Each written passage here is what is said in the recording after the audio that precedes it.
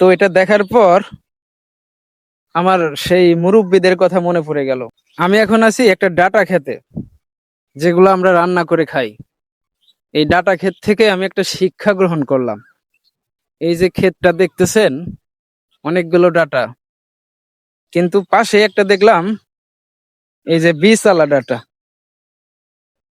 তো এটা দেখার পর আমার সেই মুরব্বিদের কথা মনে পড়ে গেল যে ভবিষ্যতের চিন্তাও করতে হয়।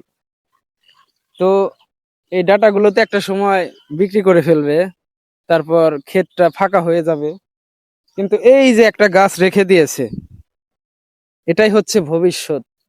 এইখান থেকে বীজ হবে, এই বীজ আবার ভবিষ্যতে সামনের বছর এই কৃষক লাগাবে। আসলেই ভবিষ্যৎ ছাড়া, ভবিষ্যতের প্ল্যান ছাড়া কোনো কিছু এগোনো সম্ভব না। ভিডিওটা ভালো লাগলে অবশ্যই শেয়ার করে দিবেন।